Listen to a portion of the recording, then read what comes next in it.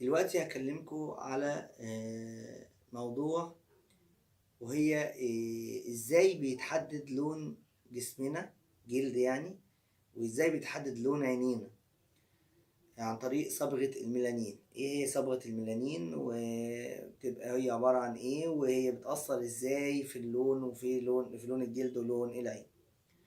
صبغة الميلانين دي عبارة عن في خلايا بتنتجها تحت الجلد. طبعا بيبقى فيها عنصر وراثة. صبغة الميلانين طبعا كل ما بتكتر كل ما بتغمق لون الجلد، يعني كل ما الخلايا اللي جوه اللي تحت الجلد بتفرز الميلانين دي بتفرز صبغة زيادة، كل ما يبقى اللون أغمق. يعني مثلا في لون الجلد، مثلا في اللون الأمهق خالص، اللي هو اللي مفيهوش صبغة خالص، وفي اللون الأبيض، في اللون الفاتح، وبعدين القمحي، وبعدين الأسمر، وبعدين الغامق الأول، وبعدين الأسمر، وبعدين الأسود. طبعا دي درجات ألوان على حسب الوراثة، الخلايا بتفرز قد إيه من صبغة الميلانين. برضو في العين، في الأمهق برضو بتلاقي عينه يعني شفافة خالص ما فيهاش لون. نيجي بعد كده الدرجة الزرقاء، العين الزرقاء دي بتبقى فيها أقل نسبة ميلانين. بعديها الخضراء أكتر شوية، بعديها الفراني اللي هي الرمادي، بعديها اللون العسلي، بعد كده البني، وبعد كده الأسود، بالتدريج كده من القليل للكبير. دي برضو بتتحكم فيها صبغة الميلانين اللي بتبقى في الأيريز، يعني في الحدقة بتاع جزء جنب الحدقة بتاعت العين. في مرض اسمه، او مش مرض، هو في حاجة خلقية اسمها البهاء. البهاء ده عبارة عن في لا، مش عيب خلقي. في حاجة اسمها الأمهق، في حاجة اسمها البهاء، وفي حاجة اسمها البرص. دي كلها حاجات ليها علاقة بصبغة الميلانين برضه. الأمهق ده عيب خلقي أو مش عيب خلقي، يعني هو بيجي من الميلاد. حاجة صفة وراثية متنحية بتبقى موجودة في العائلات. بيتولد البني آدم ما عندهوش صبغة خالص، لا في شعره. على برضه في صبغة الميلانين برضه في الشعر، على فكرة هي اللي بتتحكم في لون الشعر، من الأصفر للأسود للبني لل...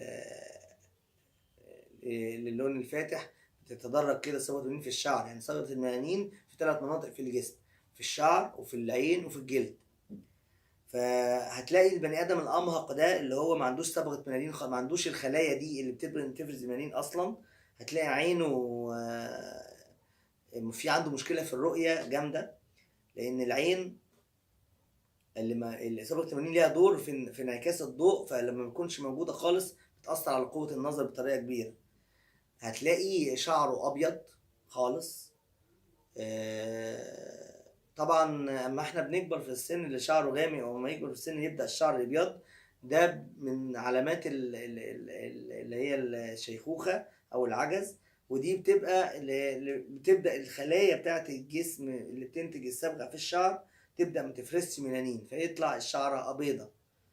ف ده من ضمن الحاجات اللي عند القمر، بتبقى الشعر ابيض خالص، الجلد ابيض خالص.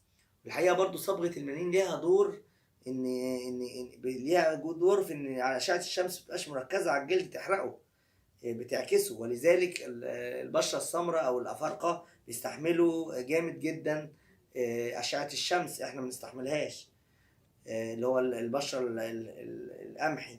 لكن البشره البيضاء كل ما يبقى الميلانين قليل كل ما يبقى سهل انها تتحرق. يبقى احنا بنلاقي عنده مشاكل في الجلد، بيتحرق بسرعه لانه ابيض خالص، مفيش صبغه خالص. عنده مشاكل في العين، لانه صبغه الميلانين ليها علاقه برضو بعكس الضوء والنظر، فبتلاقي ده نظره ضعيف وما يقدرش يستعمل الضوء القوي. تالت حاجه بتلاقي شعره ابيض خالص، وبيورث بقى الصفه دي لذريته لو خلف. ده الأمهق. في حاجة اسمها البهاء بقى. البهاء ده عبارة عن مرض مناعي اللي هو المناعة بتتجنن وبتهاجم خلية من الجسم. يعني هو الطبيعي إن المناعة بتشوف الخلايا الغريبة عن الجسم وتهاجمها، اللي هي الخلايا المرضية. لكن المشكلة بقى ان لما بيبقى في مرض مناعي، ان المناعة بتعتبر حاجة كويسة وسليمة انها انها جرثومة او جسم غريب، فتهاجمه وتموته. فهو مرض عبارة عن ان المناعة بتهاجم الخلايا اللي بتنتج صبغة الميلانين، وبالتالي تبدأ تلاقي الجلد في بعض المناطق بقى ابيض خالص زي الامهق بالظبط، وجلد وفي الحتت التانية لونه الطبيعي. فتلاقي البني ادم مبقع كده، ودي بنشوفها طبعا كتير في وشه وفي ايده وفي شعره وفي حتت معينة. وبالتالي ده مرض مناعي، ده بيبقى طبعا ليه بعض العلاجات المعينة، دكتور الجلدية بيبقى عارفها. اوقات الحقيقة بتجيب نتيجة اوقات لا، والسبب مناعي طبعا. امراض مناعية معظمها سببها نفسي. ده اللي هو البهاء. في زمان كان في ايام سيدنا عيسى حتى تذكر في القرآن مرض البرص. البرص ده عبارة عن ميكروب بيموت الخلايا المناعية دي، وهو معدي بقى. البهاء كان مرض مناعي ما بيعديش، لكن البرص معدي. وكان معدي جدا، وكان بيقتل بقى الخلايا بتاعت الميلانين دي ويخلي نفس منظر البهاء. لكن البرص معدي جدا لأن نتيجة ميكروب، وده الحمد لله مش موجود حاليا. الحقيقة الخلايا اللي تحت الجلد دي بيحصل لها بعض أنواع التكيف بدرجات معينة. يعني لو واحد مثلا أسمر أو بشرته غامقة وراح سافر دورة أوروبية، بقى بدأ ما يتعرضش للشمس جامد، وبدأ يقعد في درجة حرارة الجو على طول باردة وتلج وكلام من ده، وعاش سنين طويلة، هتبدأ بشرته تبيض شوية. بيضت نتيجة ايه؟ نتيجة ان بدأت خلايا الميلانين دي مش محتاجة صبغة عشان هي ما بتتعرضش للشمس، فتبدأ تقلل الصبغة اللي هي محتاجاها شوية. برضو نفس الكلام لو واحد ابيض وراح دولة افريقية مثلا، قعد في حرتها مرتفعة قوي وقعد هناك سنين طويلة، هتبدأ جلده يغمق شوية، لان هي بيبقى الجو حر على طول، ومحتاجة صبغة الميلانين تكتر شوية عشان تساعد ان الجلد ما يتحرقش وتعكس أشعة الشمس، فتبدأ تغمق البشرة شوية. دي من الحاجات اللي اسمها تكيف بيعملها الجسم او ادابتيشن. ده كل اللي كنا عايزين نقوله عن صبغة الميلانين والأمراض اللي حواليها وأهميتها في الجسم. نتمنى أن الجميع صحة جيدة، ولو في أي اقتراحات أو أي مواضيع عايزين نتكلم نحضرها ونتكلم عنها، نتمنى أنكم تبعتوا لنا في التعليقات. والسلام عليكم ورحمة الله وبركاته.